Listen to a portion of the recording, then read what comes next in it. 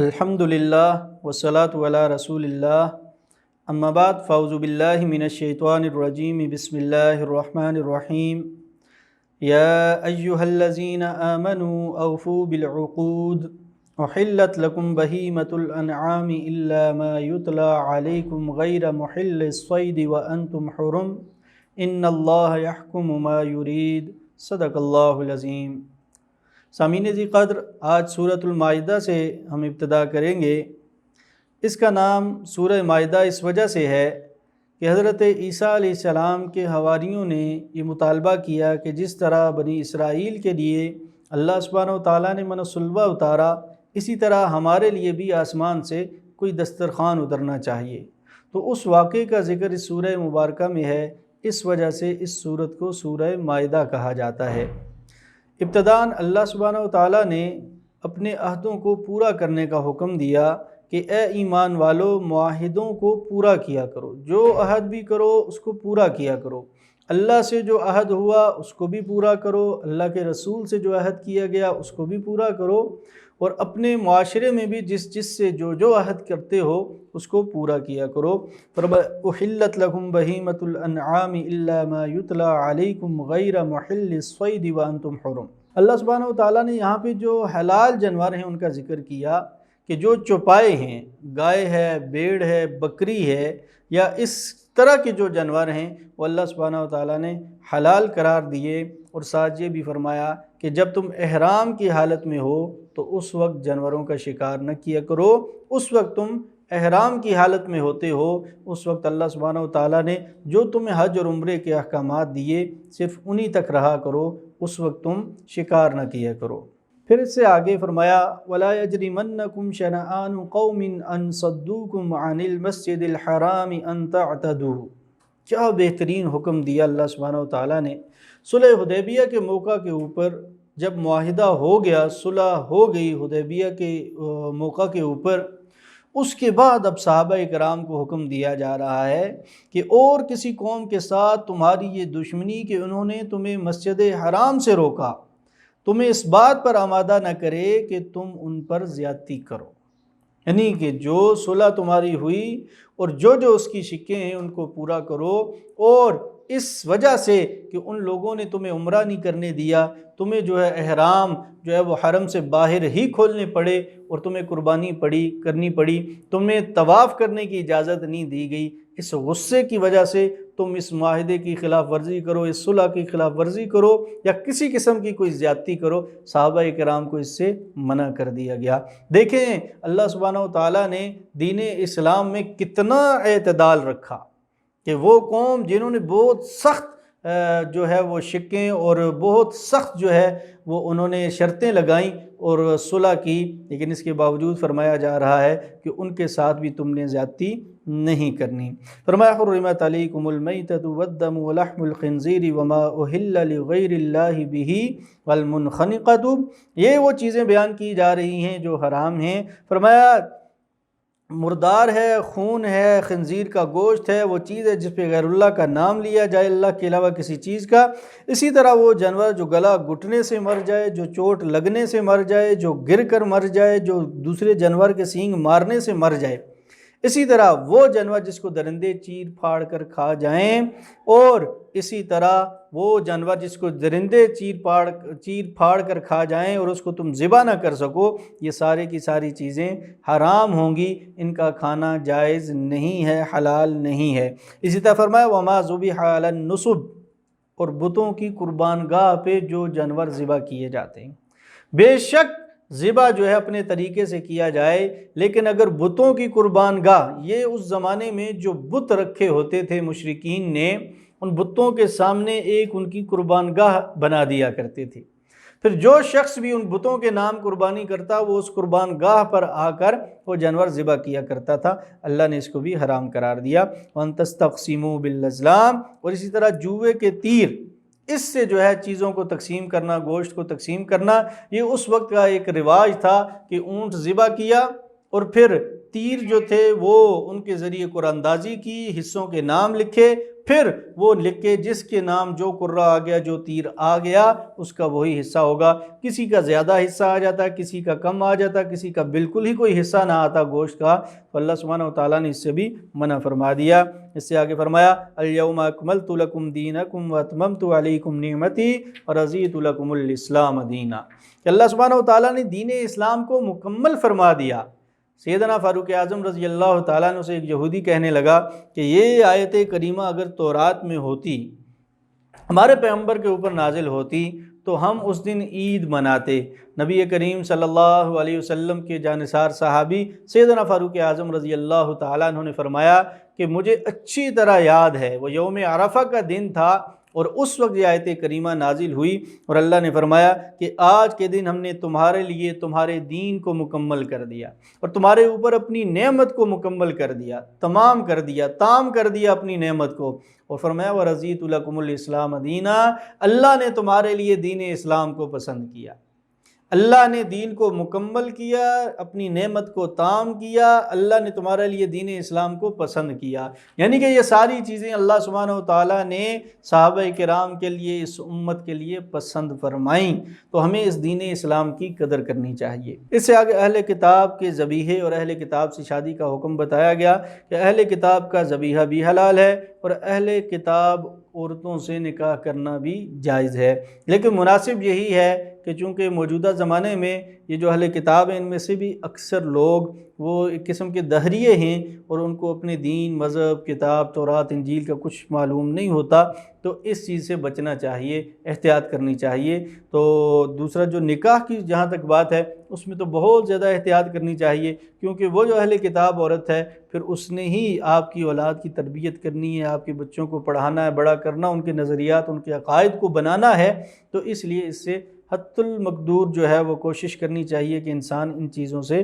بچ جائے، لیکن اجازت ہے کہ اگر کوئی انسان چاہے تو یہ کام کر سکتا ہے۔ اس سے آگے وضو سے متعلق بتایا گیا کہ وضو کے جو فرائض ہیں وہ کون کون سے ہیں۔ فرمایا فَاغْسِلُوا وُجُوهَكُمْ وَأَيْدِيَكُمْ إِلَى الْمَرَافِقِ وَامْسَحُوا بِرُؤُوسِكُمْ وَأَرْجُلَكُمْ إِلَى الْكَعْبَيْنِ، اور اسی طرح اس سے آگے فرمایا کہ تیمم جو ہے وہ بھی تم کر سکتے ہو، اگر تم پانی نہیں میسر تمہیں تو تم تیمم کر سکتے ہو۔ فَلَمْ تَجِدُوا مَاءً فَتَيَمَّمُوا صَعِيدًا طَيِّبًا فَامْسَحُوا بِوُجُوهِكُمْ وَأَيْدِيكُمْ مِنْهُ، اور تیمم کا طریقہ بھی بتا دیا گیا کہ تم نے اپنے ہاتھوں کا اور اپنے چہرے کا مسح کرنا ہے، یہ تیمم کا طریقہ ہے۔ کفار اور مشرکین جو تھے، یہ ہمیشہ یہ ان کی کوشش ہوتی تھی کہ کسی طریقے سے مسلمانوں کا صفایا کر دیا جائے، تاکہ وہ جو ایک بت پرستی ہے، ہمارا جو مذہب ہے وہ غالب رہے۔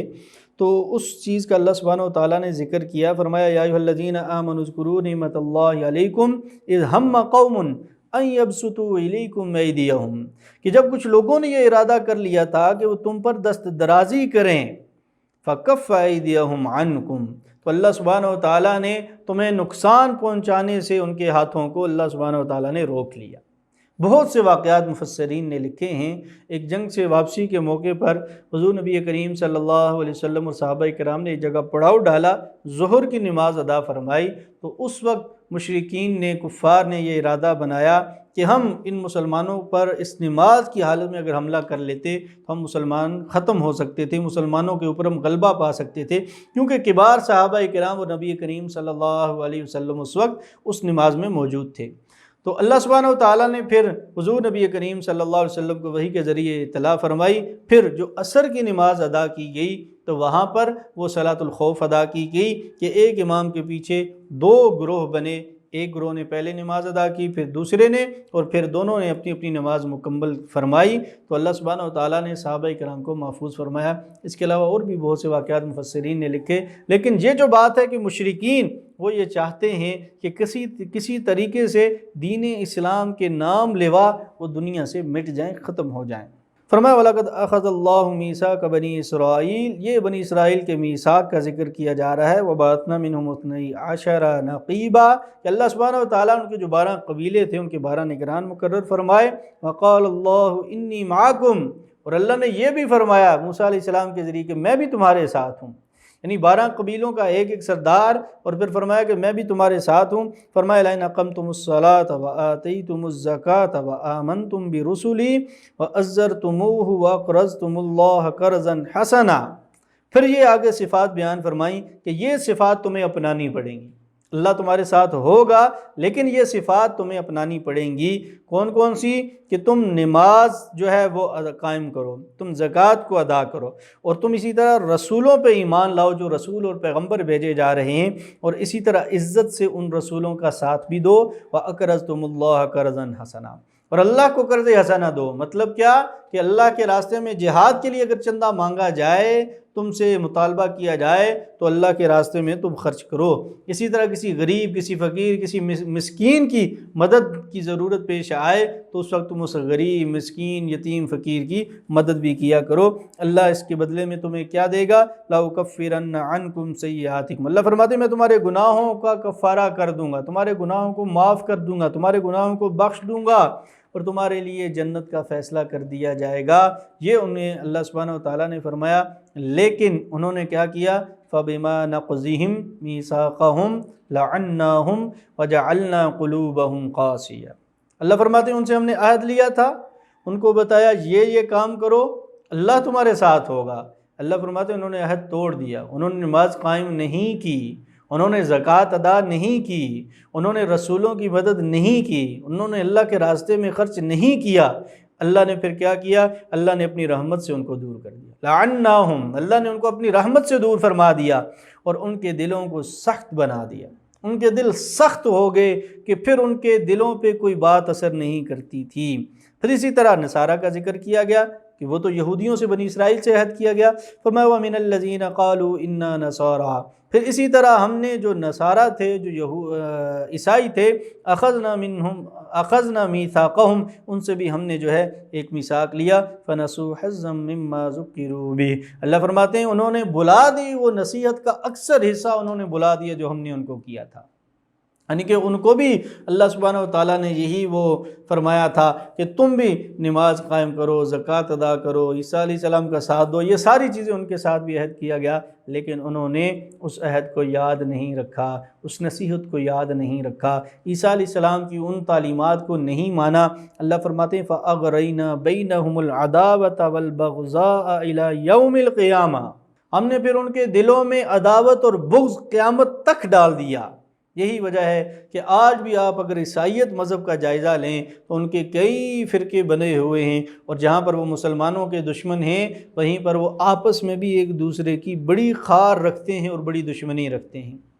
تو آج مسلمان اپنے اوپر ذرا غور کریں، قرآن کریم میں یہ جو واقعات بیان کیے جاتے ہیں ان کا مقصد یہ ہوتا ہے کہ امت محمدیہ صلی اللہ علیہ وسلم ان سے سبق حاصل کرے۔ تو کیا ہم آج نماز قائم کر رہے ہیں؟ کیا ہم زکوٰۃ ادا کر رہے ہیں؟ کیا ہم رسولوں پہ ایمان لاتے ہیں؟ کیا ہم نبی کریم صلی اللہ علیہ وسلم کی تعلیمات پہ عمل کر رہے ہیں؟ کیا ہم ان کی مدد کر رہے ہیں کہ اللہ کے رسول کے دین کے نفاذ کے لیے ہم کوشش کر رہے ہیں یا نہیں کر رہے ہیں؟ کیا ہم اللہ کے راستے میں خرچ کر رہے ہیں یا نہیں کر رہے؟ ہم غریبوں، مسکینوں، فقیروں اور جہاد اللہ کے راستے میں خرچ کر رہے ہیں یا نہیں کر رہے؟ اگر تو ہم کر رہے ہیں تو اللہ کا وہ جو فیصلہ ہے جو اللہ نے ان کے لیے کہا تھا، قال اللہ انی معکم، اللہ ہمارے ساتھ ہوگا، لیکن ہم یہ کام نہیں کر رہے اور یقیناً نہیں کر رہے، تو اس لیے اللہ کی مدد بھی ہمارے ساتھ اس وقت نہیں ہے۔ اللہ سبحانہ و تعالیٰ ہمیں یہ سب کام کرنے کی توفیق عطا فرمائے۔ اس سے آگے پھر بنی اسرائیل کا دوبارہ ذکر کیا گیا کہ موسیٰ علیہ السلام کی قوم بنو اسرائیل کے اوپر اللہ سبحانہ و تعالیٰ نے جو انعامات فرمائے تھے ان میں انبیاء کرام کو نازل کیا، ان کو سرداری عطا کی، ان کو فرعون سے نجات دی۔ پھر اللہ سبحانہ و تعالیٰ نے ان کو ایک اور حکم دیا، یا قوم ادخلوا الارض المقدسۃ التی کتب اللہ لکم ولا ترتدوا علی ادبارکم فتنقلبوا خاسرین۔ موسیٰ علیہ السلام کو حکم دیا گیا کہ آپ اپنی قوم سے کہیں کہ ارض مقدس میں دوبارہ چلے جائیں۔ ارض مقدس سے مراد شام اور فلسطین ہے، یہی بنو اسرائیل کا اصل علاقہ تھا۔ پھر فرعون نے ان کو غلام بنایا، یہ مصر گئے، اور پھر جب فرعون سے نجات دی، اب اللہ سبحانہ و تعالیٰ نے فرمایا کہ دوبارہ تم اپنے شہر میں، اپنی بستی میں، مقدس شہر میں، فلسطین میں اور شام میں دوبارہ تم چلے جاؤ، اور ساتھ یہ بھی فرمایا کتب اللہ لکم، اللہ نے فتح تمہارے لیے لکھ دی ہے، تم جاؤ وہاں پہ جو قوم عمالقہ ہے اس سے تم مقابلہ کرو، جہاد کرو، اللہ نے تمہارے لیے فتح لکھ دی ہے، تمہیں فتح ہوگی، اور اپنی پشت کے بل پیچھے مت لوٹ جانا، اپنی پشتیں نہ دکھانا، پھر مت جانا، جہاد سے روگردانی مت کرنا، تو ورنہ تم خسارے والے رہ جاؤ گے۔ قالوا یا موسیٰ ان فیہا قوما جبارین، چونکہ وہ جو قوم عمالقہ تھی وہ قوم عاد اور ان کی اولاد میں سے تھے، تو وہ بڑے مضبوط قسم کے لوگ تھے۔ تو موسیٰ علیہ السلام کی قوم بنو اسرائیل کہنے لگے کہ اے موسیٰ، وہ تو بڑے بڑے جبار اور بڑے سخت قسم کے لوگ ہیں، ان سے ہم کیسے مقابلہ کر سکتے ہیں؟ کہنے لگے وَإِنَّا لَن نَّدْخُلَهَا حَتَّى يَخْرُجُوا مِنْهَا، جب تک آپ ان کو وہاں سے فلسطین سے شام سے نہیں نکالتے ہم داخل نہیں ہوں گے۔ فَإِن يَخْرُجُوا مِنْهَا فَإِنَّا دَاخِلُونَ، اگر ان کو وہاں سے نکال دیا جائے تو پھر ہم شام میں اس مقدس بستی میں داخل ہو جائیں گے۔ بنو اسرائیل کا تو یہ کہنا تھا کہ ہم لوگ یوں داخل نہیں ہوں گے، لیکن وہیں پر حضرت یوشع علیہ السلام اور حضرت کالب، یہ دونوں جو تھے، ان کا جو ہے وہ اللہ سبحانہ وتعالیٰ نے ذکر کیا، قال رجلان من الذین یخافون انعم اللہ علیہم ادخلوا علیہم الباب، کہ ان دونوں نے پھر جرأت دکھائی اور ان کو حوصلہ دیا کہ دیکھو تمہیں مقابلہ کرنا چاہیے۔ اب دیکھیں، جو لوگ اس پریشانی میں، مصیبت میں، جب مسلمانوں کے اوپر ظلم ہو رہا ہو یا مسلمان کھل کے اپنے موقف، اپنے دین کا اظہار نہ کر رہے ہوں، تو جو لوگ اس وقت کھل کر بولتے ہیں اللہ سبحانہ وتعالیٰ ان کو بڑی عزتوں سے نوازتے ہیں۔ یہی وجہ ہے کہ حضرت یوشع علیہ السلام، حضرت کالب، ان کو بھی نبوت نہیں ملی، لیکن اس کے باوجود اللہ سبحانہ وتعالیٰ نے یہاں پر ان کا ذکر فرمایا کہ اس وقت جب سارے کے سارے بنو اسرائیل وہ ذلت اور پستی میں تھے اور ڈر اور خوف میں مبتلا تھے، اس وقت ان دونوں نے کہا کہ نہیں، ہمیں جہاد کرنا چاہیے، اللہ ہمیں غلبہ دے گا، تو اللہ نے ان دونوں کا ذکر کیا۔ پھر وہی ان کی خصلت بنو اسرائیل کی کہ کہنے لگے فَاذْهَبْ أَنْتَ وَرَبُّكَ فَقَاتِلَا إِنَّهَا هُنَا قَاعِدُونَ، موسیٰ آپ جائیں، ہم یہاں پر بیٹھے ہوئے ہیں، جب آپ کو فتح مل جائے قتال کریں، جب آپ کو فتح مل جائے پھر ہمیں بتائیے گا، ہم آ جائیں گے۔ تو ایسی بدبخت قوم تھی، اللہ نے پھر ان کے اوپر ذلت مسلط کی۔ قَالَ فَإِنَّهَا مُحَرَّمَةٌ عَلَيْهِمْ 40 سنة، اللہ نے پھر 40 سال تک ان کو اس صحرائے سینا میں جو ہے وہ محدود رکھا، وہیں پہ وہ بھٹکتے رہے، صبح شام چلتے پھرتے دیکھتے رہتے، لیکن شام کو دیکھتے وہی صحرائے سینا ہے، وہی صحرا ہے، وہی دائیں بائیں پہاڑ ہیں، وہی ریت ہے، وہی بستی ہے، اسی جگہ موجود ہیں۔ حضرت موسیٰ علیہ السلام، حضرت ہارون علیہ السلام، ان کی بھی یہیں پہ ہی جو ہے وہ وفات ہوئی۔ پھر اس کے بعد اللہ سبحانہ وتعالیٰ نے حضرت داؤد علیہ السلام کے ذریعے ان کو فتح دی اور دوبارہ یہ اس مقدس شہر میں داخل ہوئے تھے۔ اس سے آگے اللہ سبحانہ وتعالیٰ نے حضرت آدم علیہ السلام کے بیٹے حابیل اور قابیل کا ذکر کیا۔ یہاں پر بس مختصراً یہی جو ہے وہ عرض کروں گا کہ دیکھیں، انسان کی جو سب سے پہلی لڑائی ہوئی انسانیت کی، حضرت آدم علیہ السلام کی اولاد کی، وہ عورت کی وجہ سے ہوئی، اور اس کا جو نتیجہ نکلا وہ قتل نکلا۔ تو اس لیے ہمیں یہ جو معاملات ہوتے ہیں عورتوں والے، ہمیں بڑی احتیاط کرنی چاہیے، اور خصوصاً مردوں کو تو اپنی نظروں کی حفاظت کرنی چاہیے۔ اللہ نے جو نصیب میں لکھا، جو شادی ہوئی یا جو شادی ہونی ہے، اسی پر اکتفا کرنا چاہیے، اللہ کے حکموں کے مطابق زندگی گزارنی چاہیے۔ اسی عنوان کو آگے بڑھاتے ہوئے اللہ فرماتے ہیں کہ من قتل نفسا بغیر نفس او فساد فی الارض فکأنما قتل الناس جميعا، جس نے ایک نفس کو، ایک جان کو بغیر کسی وجہ کے، بغیر کسی حق کے قتل کیا، نہ حق قتل کیا، گویا کہ اس نے ساری انسانیت کو قتل کر دیا۔ ومن احیاها فکأنما احیا الناس جميعا، اور جس نے ایک انسان کی جان بچائی، گویا اس نے ساری انسانیت کی جان بچائی۔ تو قتل کتنا کبیرہ گناہ ہے، اور کسی انسان کی جان بچانا وہ کتنی فضیلت والی بات ہے، گویا کہ انسان پوری انسانیت کی حفاظت کرنے والا ہے۔ اس سے آگے جو ڈاکو ہوتے ہیں، جو رہزن لوگ ہوتے ہیں، ان کا حکم بتایا گیا کہ ان کے ساتھ کیا کیا جانا چاہیے، کہ وہ لوگ ہوتے ہیں جو اللہ اور اس کے رسول سے جنگ کرنے والے ہوتے ہیں، جو اللہ اور اس کے رسول سے بغاوت کرنے والے ہوتے ہیں۔ فرمایا ان یقتلوا او یصلبوا او تقطع ایدیہم وارجلہم من خلاف او ینفوا من الارض، فرمایا ان کو قتل کر دیا جائے، ان کو سولی لٹکا دیا جائے، یا ان کا ایک ہاتھ اور دائیں یا بائیں ایک بازو، یعنی دایاں ہاتھ اور بایاں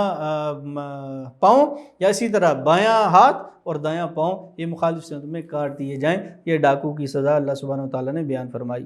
اور حقیقت بھی یہی ہے کہ جب تک اس طرح کی سزائیں نہیں ہوں گی، ان پہ امپلیمنٹ نہیں ہوگا، معاشرے سے برائیاں ختم نہیں ہو سکتی۔ اس سے آگے فرمایا یا ایھا الذین آمنوا اتقوا اللہ وابتغوا الیہ الوسیلۃ وجاہدوا فی سبیلہ لعلکم تفلحون۔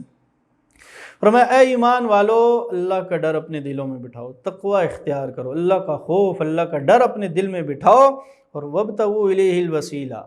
اور اس کے لیے وسیلہ تلاش کرو، اس تک پہنچنے کے لیے۔ وسیلے سے یہاں پہ کیا مراد ہے؟ نیک اعمال۔ اللہ تک پہنچنے کا وسیلہ کیا ہے؟ وہ نماز ہے، وہ زکوٰۃ ہے، وہ دعا ہے، اللہ سے مانگنا ہے، اللہ سے تعلق ہے، اللہ کا ذکر ہے، وہ گناہوں سے بچنا ہے۔ یہ ساری چیزیں وسیلہ ہیں جو انسان کو اللہ تک پہنچاتی ہیں۔ ان کے بغیر گناہوں کے ساتھ، کفر کے ساتھ، شرک کے ساتھ انسان اللہ تک نہیں پہنچ سکتا۔ اس سے آگے جو چوری ہے، چونکہ پہلے ڈاکہ زنی کی سزا سنائی گئی، اب اس کے بعد چوری کی سزا سنائی گئی۔ والسارق والسارقۃ فاقطعوا ایدیہما جزاء بما کسبا نکالا من اللہ واللہ عزیز حکیم۔ فرمایا مرد چوری کرے یا عورت چوری کرے تو ان دونوں میں سے جو بھی چوری کرے ہاتھ کاٹ دینا، یہ اس کی سزا ہے۔ اس سے آگے اللہ سبحانہ و تعالیٰ نے یہود کے علماء کی ایک غلط روش کا ذکر کیا۔ ان کے جو علماء تھے وہ لوگوں کے مزاج کے مطابق مسائل بتایا کرتے تھے، کہ کوئی اگر امیر شخص آ گیا تو اس کے لیے مسئلہ نرم بتا دیا، اور وہ کوئی جواب میں بدلے میں تحفہ وغیرہ دے کے چلا جائے گا، اور اگر کوئی غریب شخص آ گیا تو پھر تو بس انہوں نے تورات کے سارے احکامات اس غریب پہ جو ہے وہ نافذ کر کے ہی چھوڑنے ہیں۔ تو یہ جو یہود تھے آپ صلی اللہ علیہ وسلم کے پڑوس میں، بنو قریظہ اور بنو نذیر، یہ جو بنو نذیر تھے یہ قبیلے والے تھوڑے مضبوط تھے، معاشی طور پہ مضبوط تھے، اور جو دوسرے بنو قریظہ تھے یہ بیچارے تھوڑے نرم تھے معاشی طور پہ۔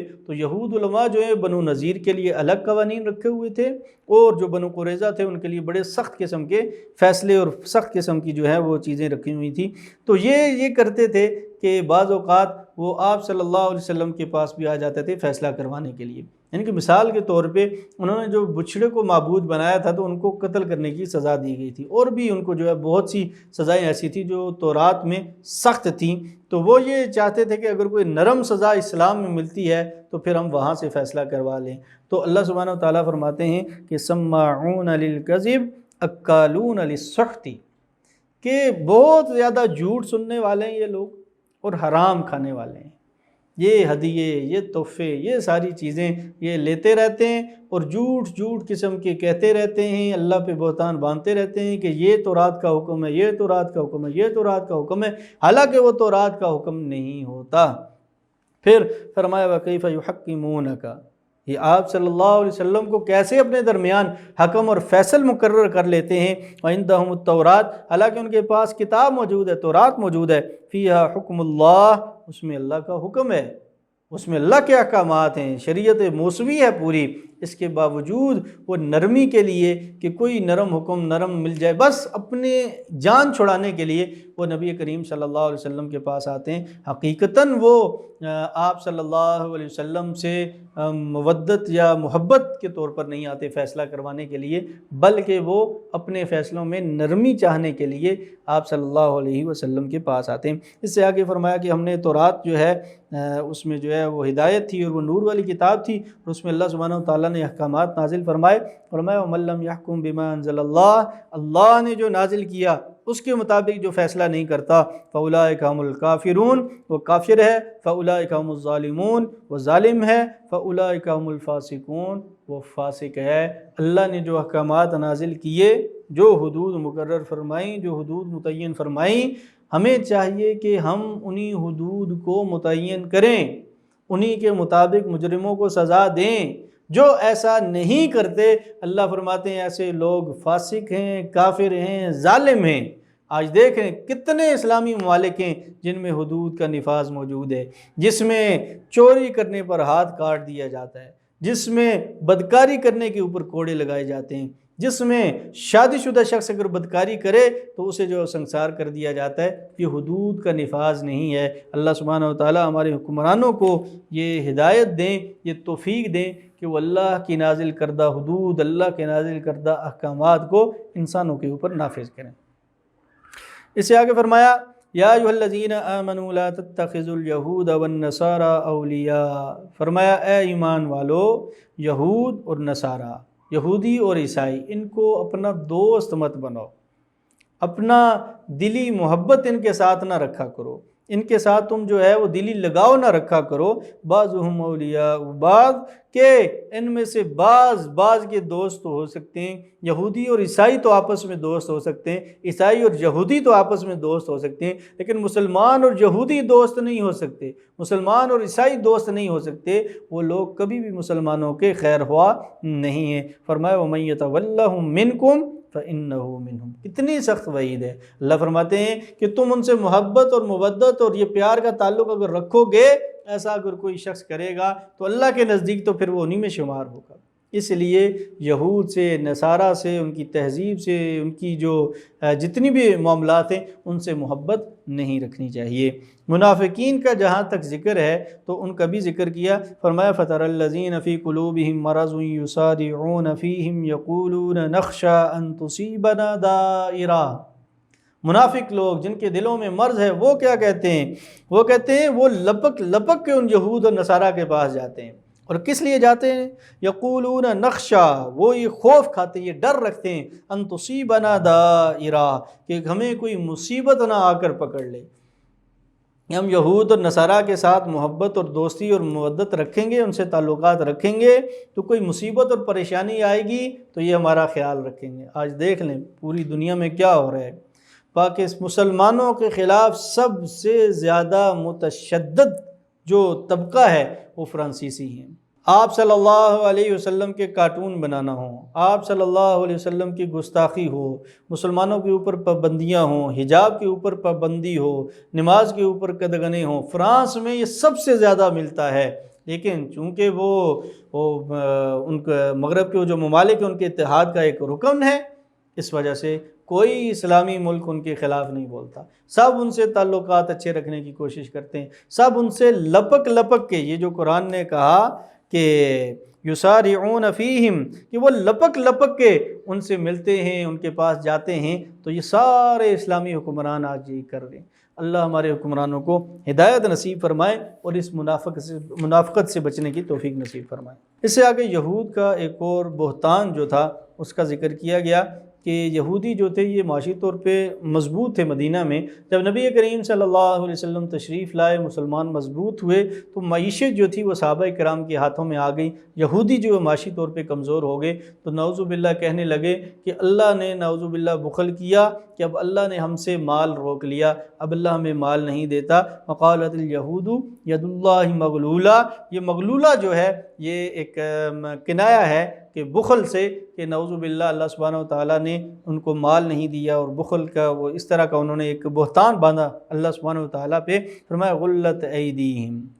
ان کے اپنے ہاتھ بندھے ہوئے ہیں، وَلُعِنُوا بِمَا قَالُوا، اور اس وجہ سے اللہ کی رحمت سے یہ لوگ دور ہیں جو یہ بری بات اللہ کی طرف وہ کرتے ہیں۔ بل یداہ مبسوطتان ينفق کیف یشاء، اللہ کے ہاتھ تو کھلے پڑے ہیں، اور اللہ سبحانہ وتعالیٰ کما یلیق بشانی، جہاں پر جس پہ چاہتے ہیں، جتنا زیادہ چاہتے ہیں خرچ کرتے ہیں۔ اللہ نے تو اپنے انسانوں کے اوپر کبھی بھی رزق کے دروازے بند نہیں کیے، یہ یہودیوں کی محض ایک بات ہے۔ اس سے آگے نصارہ جو عیسائی ہیں ان کے غلط عقائد جو ہیں اور ان کا رد، یہ اللہ سبحانہ وتعالیٰ نے بیان کیا۔ فرمایا لقد کفر الذین قالوا ان اللہ هو المسیح ابن مریم،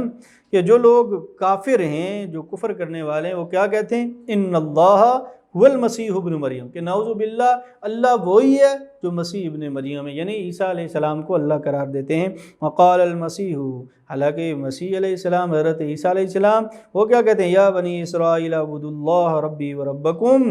اے بنو اسرائیل تم کیا کرو؟ تم رب کی عبادت کرو جس نے مجھے بھی پیدا کیا، تمہیں بھی پیدا کیا، جو میرا بھی رب ہے، جو تمہارا بھی رب ہے، جو میرا بھی مالک ہے، جو تمہارا بھی مالک ہے۔ انہ من یشرک باللہ، جو اللہ کے اوپر اللہ کے ساتھ شرک کرتا ہے، فقد حرم اللہ علیہ الجنہ، اللہ اس کے اوپر جنت کو حرام قرار دے دیتے ہیں اور اس کا ٹھکانہ جہنم ہوتا ہے۔ دوسرا طبقہ، فرمایا لقد کفر الذین قالوا، پھر کچھ عیسائی یہ بھی کہتے ہیں ان اللہ ثالث ثلاثہ، نعوذ باللہ وہ کہتے ہیں کہ تین خدا ہیں، ایک اللہ نہیں ہے، تین اللہ ہیں۔ وما من الہ الا الہ واحد، اللہ فرماتے ہیں ایسی بات نہیں ہے، یہ بھی بہتان ہے اللہ کی ذات پہ، اللہ کا کوئی شریک نہیں ہے، اللہ ایک ہے، ایک الہ ہے، ایک ہی معبود ہے، یکتا ہے، اس کا کوئی ثانی، کوئی دوسرا شریک اس کے ساتھ نہیں ہے۔ فرمایا مل مسیح ابن مریم الا رسول، کہ عیسیٰ علیہ السلام تو ابن مریم تھے، مریم علیہ السلام کے بیٹے تھے، اور وہ صرف اور صرف اللہ کے رسول تھے، وہ خدا تو نہیں تھے۔ وَأُمُّهُ صِدِّيقَةٌ، اور ان کی جو والدہ تھی وہ بھی پاک باز تھیں، سچی تھیں، وہ اللہ کی برگزیدہ بندی تھیں، یہ کھاتے بھی تھے، پیتے بھی تھے، دنیا میں رہتے تھے۔ اللہ کی ذات ان تمام صفات سے پاک ہیں جو انسانوں کی ہیں، اس لیے فرمایا کہ اللہ کے ساتھ کسی کو شریک نہ ٹھہراؤ۔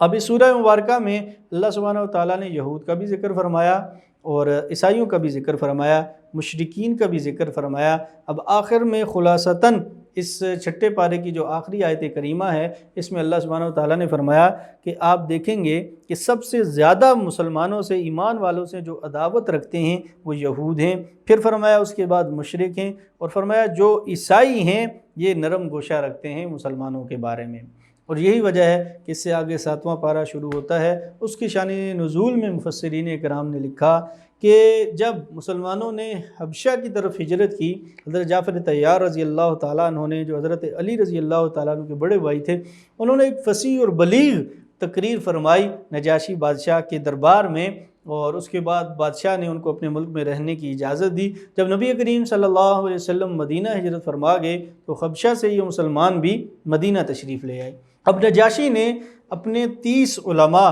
عیسائیوں کے اہل علم لوگ جو انجیل کا علم رکھنے والے تھے، ان کو ان صحابہ کرام کے ساتھ بھیجا۔ وہ اللہ کے رسول صلی اللہ علیہ وسلم کی خدمت میں تشریف لائے، نبی کریم صلی اللہ علیہ وسلم نے سورہ یاسین کی تلاوت فرمائی، ان لوگوں کی آنکھوں میں آنسو آ گئے، حالانکہ عیسائی تھے تو لیکن اللہ کا خوف رکھنے والے تھے، اللہ کا ڈر رکھنے والے تھے۔ جب انہوں نے سورہ یاسین کی تلاوت سنی تو اس کے بعد ان کے دل نرم ہوئے، ان کے آنسو نکلے۔ قرآن کریم نے اسی کو بیان کیا، اس کے بعد وہ ایمان لے کر آئے۔ وَإِذَا سَمِعُوا مَا أُنزِلَ إِلَى الرَّسُولِ تَرَىٰ أَعْيُنَهُمْ تَفِيضُ مِنَ الدَّمْعِ مِمَّا عَرَفُوا مِنَ الْحَقِّ، کہ وہ حق جو ہے اس کی پہچان کر لیتے ہیں، ان کی آنکھوں سے آنسو بہنا شروع ہو جاتے ہیں۔ تو عیسائی جو ہیں یہ تھوڑا نرم گوشہ رکھتے ہیں مسلمانوں کے حوالے سے، ان سے زیادہ سخت جو ہیں دشمنی رکھتے ہیں وہ مشرک ہیں، اور سب سے زیادہ حسد، بغض، اناد اور بالکل دشمن پکا ٹھکا وہ یہودی ہے مسلمانوں کا۔ اس سے آگے فرمایا یا ایھا الذین آمنوا لا تحرموا طیبات ما حل اللہ لکم ولا تعتدوا ان اللہ لا يحب المعتدین۔ فرمایا کہ اللہ نے جو تمہارے اوپر چیزیں حلال قرار دی ہیں ان کو حرام قرار نہ دو۔ جس طرح کسی حرام چیز کو حلال قرار دینا ناجائز اور حرام ہے، اسی طرح اللہ کی حلال کردہ چیزوں کو حرام قرار دینا بھی ناجائز اور حرام ہے۔ اس سے آگے قسم کا ذکر کیا۔ قسم کی مختلف قسمیں ہیں۔ ایک قسم وہ ہے جو لغو ہوتی ہے، اور وہ قسم عام طور پہ لوگوں کی عادت ہوتی ہے کہ بات بات پہ قسم اٹھانا، اس عادت سے بچنا چاہیے۔ ایسی قسموں کے اوپر کوئی گناہ نہیں ہوتا، لیکن بری عادت ہے، اس سے بچنا چاہیے۔ ایک قسم وہ ہوتی ہے جو ماضی کے کسی کام کے اوپر انسان اٹھاتا ہے اور اسے یہ گمان ہوتا ہے کہ ایسے ہی وہ کام ہوا تھا، ایسی قسم کے اوپر بھی کوئی گناہ نہیں ہے، حقیقتاً بے شک وہ واقعہ اس کے برخلاف برعکس ہی ہوا ہو۔ اسی طرح ایک انسان قسم اٹھاتا ہے ماضی کے کسی واقعے کے اوپر، لیکن اسے یقینی طور پہ علم ہوتا ہے کہ واقعہ کچھ اور ہوا اور یہ غلط قسم اٹھاتا ہے، ایسی قسم کے اوپر گناہ ہوتا ہے، توبہ اور استغفار کرنا چاہیے۔ اور ایک قسم وہ ہوتی ہے جو انسان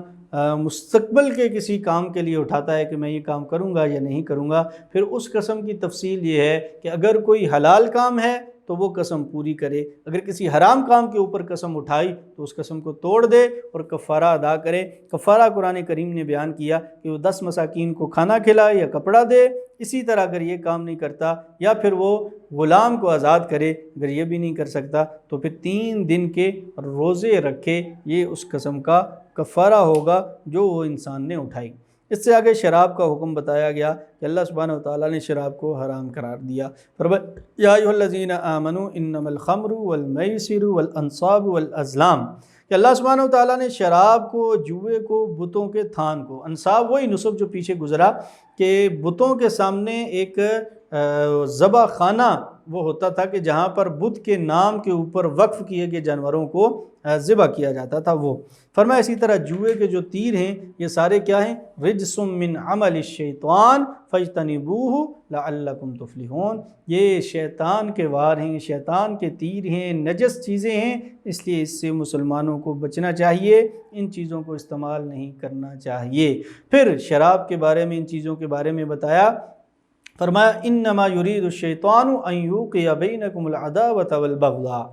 یہ شراب کے ذریعے، جوئے کے ذریعے، ان چیزوں کے ذریعے شیطان کیا کرتا ہے؟ تمہارے درمیان بغاوت ڈال دیتا ہے، تمہارے درمیان بغض ڈال دیتا ہے، تمہارے درمیان عداوت ڈال دیتا ہے، ایک دوسرے کی عداوت اور بغض اور حسد اور کینہ، یہ ان گناہوں کی وجہ سے آتا ہے۔ اگر معاشرے سے شراب اور جوا اس طرح کے گناہ ختم ہو جائیں تو یہ آپس کا حسد اور بغض اور کینہ اور دشمنی اور عداوت، یہ ساری چیزیں دلوں سے ختم ہو سکتی ہیں۔ فرمایا یا ایھا الذین آمنوا لا تقتلوا الصید وانتم حرم، کہ جب تم احرام کی حالت میں ہو تو اس وقت شکار نہ کیا کرو، لیکن آگے بتا دیا احل لکم صید البحر وطعامہ متاعا لکم وللسیارہ، فرمایا کہ اگر تم بحری کوئی شکار کرو مچھلی کا اس طرح کا تو وہ جائز ہے، وہ تم کھا سکتے ہو۔ اس سے آگے بہت بہترین حکم، اور موجودہ دور میں تقریباً اکثر لوگ اس میں مبتلا ہیں۔ فرمایا قل لا یستوی الخبیث والطیب ولو اعجبک کثرۃ الخبیث فاتقوا اللہ یا اولی الالباب لعلکم تفلحون، فرمایا ناپاک اور پاک یہ دونوں کبھی برابر نہیں ہو سکتے، لا یستوی الخبیث والطیب، یہ دونوں برابر نہیں ہو سکتے، ولو اعجبک کثرۃ الخبیث، اگرچہ خبیث چیز جو ہے، ناپاک چیز بہت کثرت سے ہو جائے۔ آج معاشرے میں دیکھ لیں کتنی خبیث چیزیں، کتنی ناپاک چیزیں، کتنی بری چیزیں معاشرے میں کثرت سے ہو گئی ہیں، اور ان کا عام ہونا اتنا ہو چکا ہے کہ ان کو انسان اب گناہ ہی نہیں سمجھتے، اس کو اب بطور فیشن لیا جاتا ہے۔ گانے سننا ہو گیا، سود کھانا ہو گیا، جھوٹ بولنا ہو گیا، رشوت خوری ہو گئی، یہ ساری ناپاک چیزیں کتنی کثرت سے معاشرے میں ہو گئیں کہ اب ان کو ناپاک اور پاک ہونا ان چیزوں میں سمجھا ہی نہیں جاتا، اتنا ان چیزوں کا استعمال معاشرے میں کیا جاتا ہے۔ تو قرآن کہتا ہے کہ پاک اور ناپاک یہ دونوں چیزیں برابر نہیں ہو سکتی۔ جو لوگ دنیا میں پاک رہتے ہیں، ان ناپاک چیزوں سے دور رہتے ہیں، قیامت والے دن اللہ سبحانہ و تعالیٰ ان کو خاص اجر عطا فرمائیں گے۔ اس سے آگے فرمایا یا ایھا الذین آمنوا علیکم انفسکم لا یضرکم من ضل اذا اہتدیتم، فرمایا اے ایمان والو تم اپنی فکر کرو،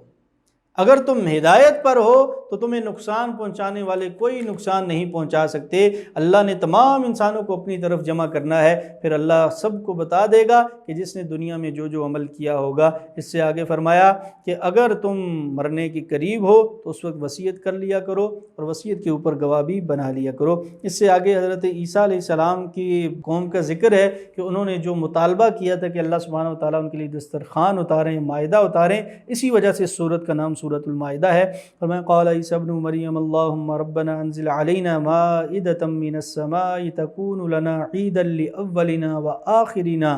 وآیۃ منک وارزقنا وانت خیر الرازقین، کہ عیسیٰ علیہ السلام نے اللہ سے مانگا ہے اللہ ہمارے اوپر دسترخوان اتار، جو نہ پہلے کسی کے اوپر آپ نے کبھی اتارا اور نہ آخرت میں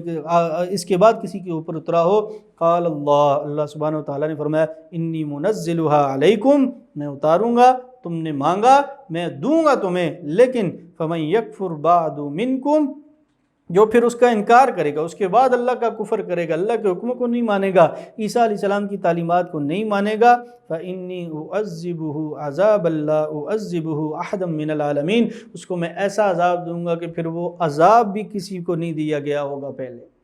تو یہ پھر انہوں نے ایک مطالبہ کیا کہ ہمارے اوپر ہمارے لیے ایک دسترخوان اتارا جائے۔ تو حضرت عمار بن یاسر رضی اللہ تعالیٰ عنہ کی روایت ہے ترمذی شریف میں کہ اللہ سبحانہ و تعالیٰ نے پھر ان کے لیے دسترخوان اتارا، اور پھر اس دسترخوان کے بعد جن جن لوگوں نے کفر کیا، عیسیٰ علیہ السلام کی تعلیمات کو نہیں مانا، اللہ سبحانہ و تعالیٰ نے پھر ان کو سخت عذاب میں مبتلا کیا۔ اس سے آگے قیامت کی منظر کشی کی گئی کہ قیامت والے دن عیسیٰ علیہ السلام جو ہیں ان سے جو ہے اللہ سبحانہ و تعالیٰ فرمائیں گے انت قلت للناس، کہ آپ نے لوگوں سے کہا تھا کہ وہ آپ کو، آپ کی والدہ کو اللہ بنا لیں، الہ بنا لیں، قال عیسیٰ علیہ السلام جواب دیں گے اے اللہ تیری ذات پاک ہے، میں نے ایسی باتیں نہیں کی تھی، میں نے تو وہی کہا تھا جو آپ نے حکم دیا تھا، اور آپ خوب جانتے ہیں جو میرے دل میں ہے، جو میرے دل میں ہے وہ آپ خوب جانتے ہیں۔ یہ عیسیٰ علیہ السلام اور اللہ سبحانہ و تعالیٰ کا مکالمہ ہے۔ عیسیٰ علیہ السلام فرمائیں گے ان تعذبہم فإنہم عبادک، اے اللہ اگر تو ان کو عذاب دے تو یہ تیرے بندے ہیں، وإن تغفر لہم فإنک انت العزیز الحکیم، اور اگر تو ان کی مغفرت کر دے تو بے شک تو زبردست ہے، حکمت والا ہے۔ قال اللہ ھذا یوم ینفع الصادقین، اللہ سبحانہ و تعالیٰ پھر اس وقت فرمائیں گے کہ آج قیامت کے دن سچ بولنے والوں کو ان کے سچ نے نفع دیا، یعنی جو عیسیٰ علیہ السلام سچ بول رہے ہیں قیامت والے دن کہ انہوں نے کسی کو حکم نہیں دیا کہ وہ عیسیٰ علیہ السلام کی عبادت کریں، عیسیٰ علیہ السلام کو معبود مانیں، مریم علیہ السلام کو معبود مانیں، عیسیٰ علیہ السلام کے وہ لوگ ماننے والے جو عیسیٰ علیہ السلام کی تعلیمات پہ عمل کرنے والے تھے، جو نبی کریم صلی اللہ علیہ وسلم کے ماننے، غرض ہر وہ شخص جو سچا تھا دنیا میں اور سچائی کی تصدیق کرنے والا تھا، قیامت والے دن اس کو اللہ سبحانہ و تعالیٰ اجر دیں گے، اس سچ کا فائدہ دیں گے۔ اس سورہ مبارکہ کے آخر میں فرمایا للہ ملک السماوات والارض وما فیہن، کہ زمین و آسمان اور اس میں جو کچھ بھی ہے وہ اللہ ہی کی ملکیت ہے، اللہ ہی کے لیے ہے، وَهُوَ عَلَى كُلِّ شَيْءٍ قدیر، اور اللہ کی ذات ہر چیز کے اوپر قادر ہے۔ اللہ سبحانہ و تعالیٰ کہنے سننے سے زیادہ عمل کرنے کی توفیق عطا فرمائے۔ آخر دعوانا الحمدللہ رب العالمین۔